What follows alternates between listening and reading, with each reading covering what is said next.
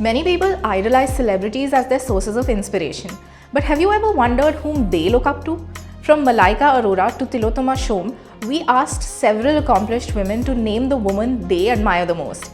And they all had one common answer that many of us also probably share. I find my mom the most inspiring, and she's an inspiration to me, has been through my life. That's right. From us Aam Janta to celebrities, moms are the ones everyone looks to as sources of inspiration. Who I find really inspiring, I think my own mother. I find her very, very inspiring. I would say my mother.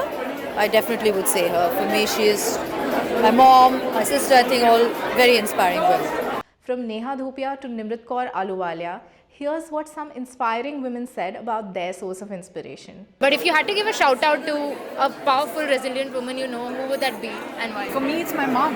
I wouldn't be the person I am. I'm so happy with the kind of mind, the ability, the confidence, the will, the determination, the grit, the hustle, everything that she's given me. I say this a lot.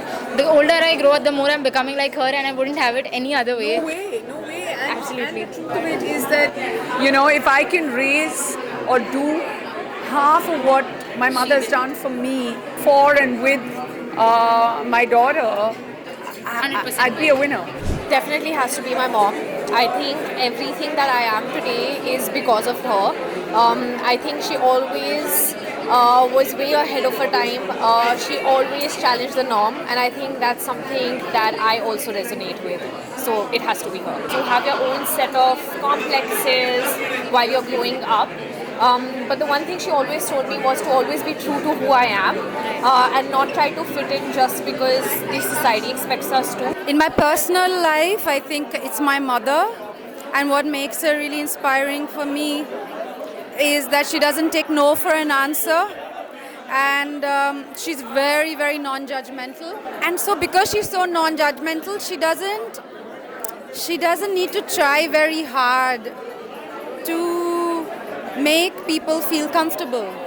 And you know, that's her power, you know.